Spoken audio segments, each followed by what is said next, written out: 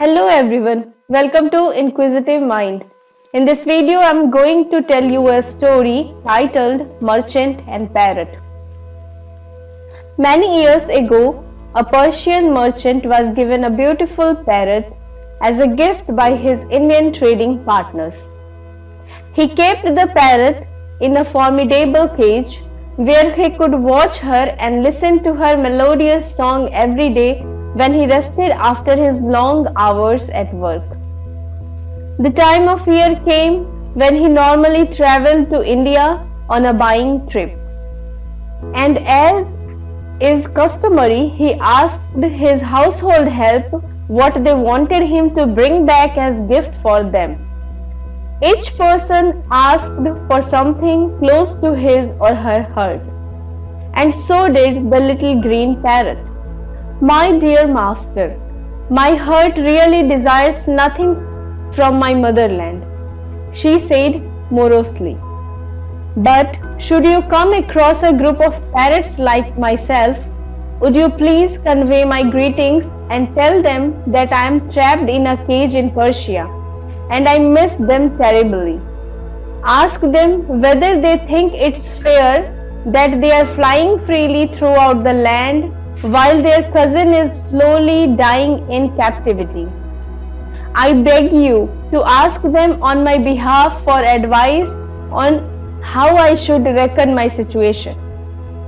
The merchant didn't think much about the parrot's demand, but promised to find the birds and delivered her message exactly as she had voiced it. Once in India, he diligently tended to his business but didn't forget his promise of gift for his servants or the parrot's message. One day, traveling from one town to the next, he happened to come across a group of parrots chirping noisily in a forest. He stopped his horse and delivered his parrot's message faithfully.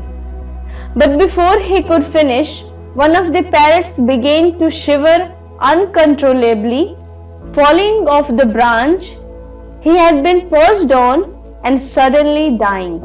The merchant ran to save the parrot, but the little bird looked perfectly dead.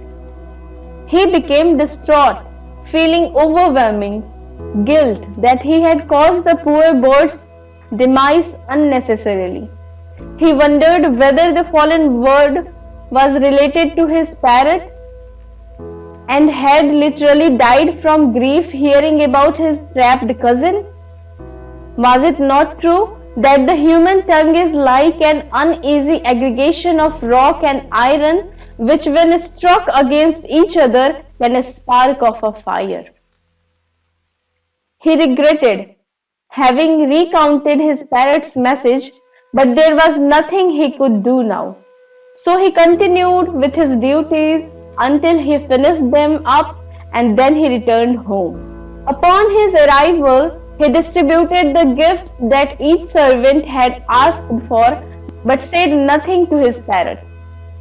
The bird, who had been impatiently awaiting the response of her mates, grew increasingly impatient and at last couldn't hold back any longer, asking the merchant, "So where's my gift?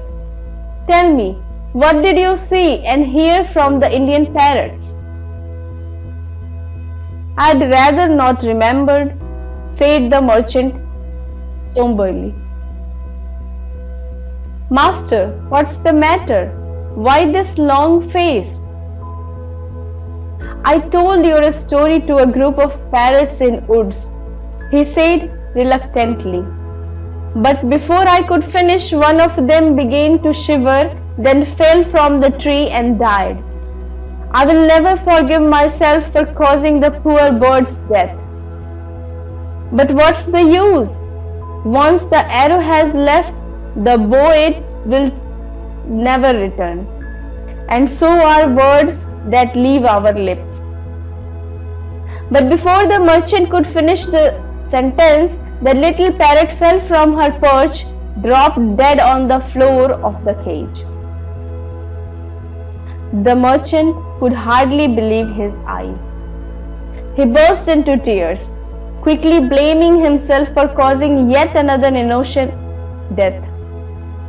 He became hysterical, cursing and repenting, not comprehending why all this was happening. He walked back and forth, staring at his bird, who lay motionless on a heap of leaves on the floor of her exquisite cage. He kissed the parrot's feathers tenderly, remembering her harmonious song, which had given him so much pleasure for so long. After a while, the merchant hesitantly opened the dainty cage door and carefully picked up the bird, carrying her to the garden and laying her on the ground while he dug a grave to bury her. Instantly, the parrot shot up to the nearest tree and perched on a high branch, looking contentedly at her former master. The merchant was awestruck, not fathoming the secret of words he had uttered. My darling bird, I am thrilled to see you are alive and well.